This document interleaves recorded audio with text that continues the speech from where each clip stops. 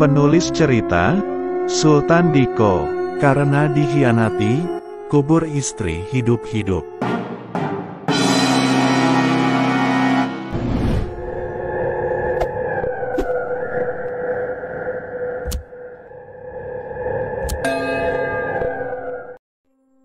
Namun, tiba-tiba saja, saat kematian sudah di ambang pintu, terdengar sebuah suara yang membuat sosok tak kasat mata di dalam tubuh Mirna berteriak kepanasan. Suara seruan salat berkumandang di masjid. Semua orang yang hadir di sana terheran-heran, karena semenjak 5 tahun terakhir ini tidak pernah terdengar azan di rumah ibadah di desa itu. Sosok tak kasat mata dalam diri Mirna mengerang kepanasan dan keluar dari dalam tubuhnya. Beruntung suara azan maghrib sore itu bisa menyelamatkannya dari kematian. Mirna terlepas dari ancaman sosok tak kasat mata itu. Namun kondisinya terluka parah. Akibat benturan keras di lantai dan dinding puskesmas, ia segera mendapatkan pertolongan secara intensif oleh Dr. Farhan. Para warga pun mulai kembali ke rumah masing-masing.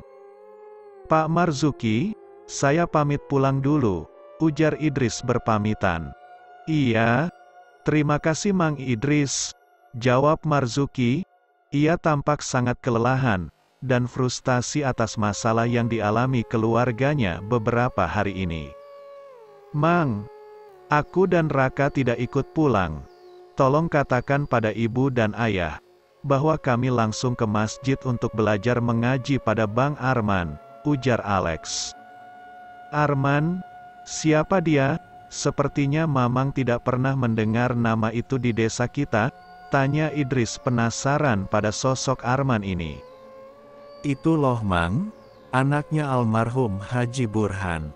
Ia baru pulang dari tanah Jawa, lulusan pondok pesantren," jawab Alex.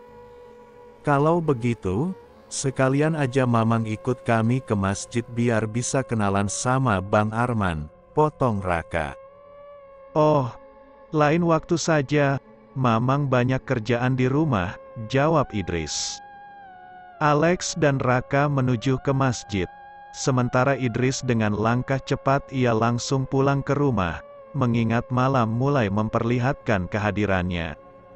Saat maghrib menjelang, waktu inilah semua makhluk hidup harus pulang ke peraduan mereka masing-masing.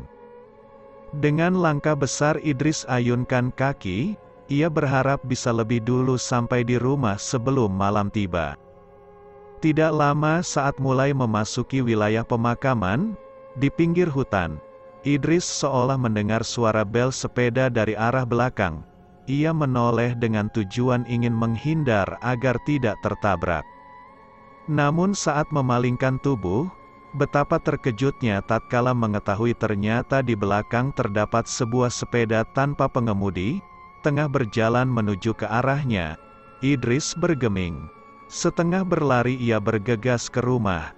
Tapi semakin cepat berlari, semakin cepat pula sepeda itu mengejarnya. Karena rasa takut mulai menjelma, Idris berlari cepat-cepat agar segera sampai di rumah. Kang Idris," terdengar suara teriakan dari arah belakang. Tanpa menghiraukan suara panggilan itu, Idris terus saja berlari menuju ke kediamannya. Setibanya di rumah, ia segera menutup rapat-rapat pintu dan jendela, tidak lupa pula menguncinya dari dalam. Naomi dan ketiga anaknya keheranan melihat ekspresi wajah Idris yang terlihat sangat ketakutan, seperti dikejar hantu. "Ada apa Mas?" tanya Naomi pada Idris. Sang suami tidak menjawab. Ia masih saja terpaku menatap ke arah pintu dengan mimik muka yang sangat ketakutan. "Mas, ada apa?" tanya Naomi setengah membentak. Tiba-tiba, tok, tok, tok, terdengar suara ketukan pintu dari arah luar yang begitu keras. Karena tidak mendapatkan jawaban dari suaminya, Naomi mencoba mengintip di celah-celah dinding papan rumah. Terlihat di depan pintu seorang laki-laki berperawakan tinggi kurus sambil menenteng sebuah sepeda. "Loh, Mas ini kenapa toh? bukannya membuka pintu, malah termenung kayak patung, ujar Naomi. Saat Naomi ingin membukakan pintu, barulah Idris bersuara. Jangan dibuka pintunya, ucap Idris sambil menghalangi Naomi yang ingin menuju pintu. Jangan gimana? Ada tamu kok malah bilang jangan buka pintu? Mas ini kenapa? Kok jadi aneh begini? Cerca Naomi. Jangan dibuka, bahaya, nanti kita bisa celaka, hardik Idris meminta. Bahaya gimana? Wong itu Tono, teman kerjanya Mas, ujar Naomi. Walau penuh keraguan, akhirnya Idris membiarkan Naomi istrinya membukakan pintu. Benar saja, ternyata suara ketukan pintu itu berasal dari Tono teman kerjanya. Kang Idris iki pieh? Dipanggil-panggil bukannya berhenti malah berlari kayak dikejar setan saja, ujar Tono yang kesal, karena ia harus mempercepat laju sepedanya untuk mengejar Idris. Emangnya, ada apa toh Pak, kok sampean sampai lari-lari gitu? Tanya Naomi pada Idris suaminya. Idris tampak sangat bingung dengan kejadian yang dialaminya di perjalanan pulang tadi. Jelas-jelas ia melihat sebuah sepeda tanpa pengemudi sedang mengejarnya. Apa mungkin ia hanya berhalusinasi saja? Tapi semuanya terasa sangat nyata. Tidak, aku hanya ingin cepat sampai di rumah saja, jawab Idris berkilah. Ia tidak ingin menceritakan pertemuannya di perjalanan tadi. Salah-salah bisa jadi bahan tertawaan Tono dan istrinya. Naomi cukup heran melihat kedatangan Tono, sepertinya ada sesuatu yang penting sehingga maghrib-maghrib begini bertamu ke rumahnya. Oh iya Tono, emangnya ada apa maghrib-maghrib gini kamu ke rumah kami? Tanya Naomi pada Tono, sambil mempersilahkan masuk dan duduk.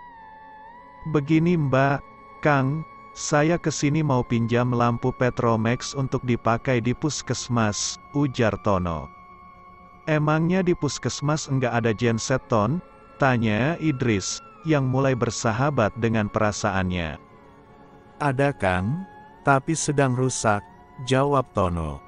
Bawa saja Ton, tapi kaosnya robek akibat hujan badai kemarin malam, ucap Naomi sembari membawa air putih ke ruang tamu.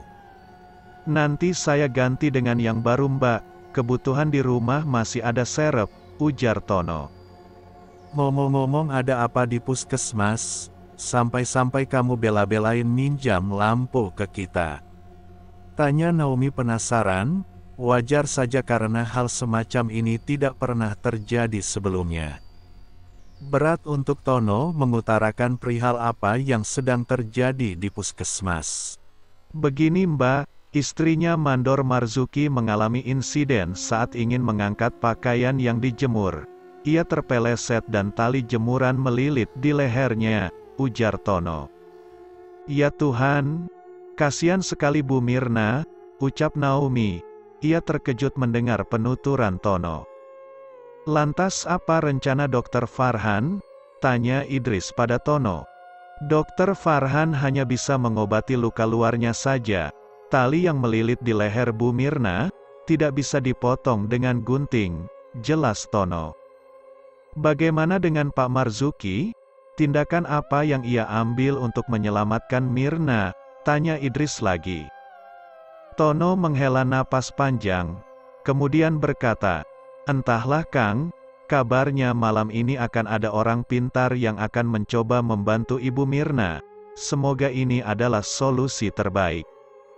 Mudah-mudahan saja, kalau begitu kamu tunggu, saya akan mandi sebentar. Kita sama-sama berangkat ke puskesmas, ucap Idris, kemudian ia berlalu dan segera mandi. Saat Idris pergi mandi, Naomi yang penasaran bertanya kembali pada Tono. Memangnya ada apa, sehingga Pak Marzuki mengundang orang pintar segala? Selain talinya tidak bisa dipotong, Ibu Mirna juga kerasukan roh jahat yang menginginkan nyawanya. Pada saat itu juga ia sering menyakiti dirinya sendiri, jelas Tono. Ya Tuhan, ujar Naomi, Ia merasa simpati atas musibah yang dialami oleh Mirna. Tidak lama pembicaraan mereka terhenti, karena Idris telah selesai mandi. Ibu baik-baik di rumah, Mas akan ikut Tono ke puskesmas. Kasihan Pak Marzuki, saat-saat seperti inilah jika kita mau peduli pada sesama, ujar Idris pada Naomi istrinya. Iya Mas, jika keadaannya tidak memungkinkan Mas bermalam saja, insya Allah kami bisa jaga diri di rumah, ucap Naomi. Namun entah mengapa, saat Idris ingin naik ke bangku penumpang sepeda, tiba-tiba angin malam berhembus menerpa wajahnya, perasaan tidak enak hati pun datang menyergap, tapi ia mencoba menepis semua rasa itu. Kemudian keduanya berangkat ke puskesmas dengan mengendarai sepeda milik Tono, sambil membawa lampu Petromax. Naomi yang mengitari keberangkatan sang suami, juga merasakan hal yang sama. Saat Idris dan Tono benar-benar sudah pergi dan tak terlihat lagi berlalu, tiba-tiba di antara pepohonan dekat rumahnya, ia seolah melihat sebuah sosok yang sangat mengundang perhatian. Betapa terkejutnya Naomi, tatkala melihat sepasang bola mata merah menyala menyeramkan di balik batang pohon, sedang menatap lekat ke arahnya. Buru-buru ia masuk ke rumah, menutupi pintu, dan menguncinya dari dalam. Detak jantungnya berdegup kencang disertai deru napas memburu tidak beraturan. Ia kemudian menghampiri ketiga anaknya dan bergegas masuk ke dalam kamar.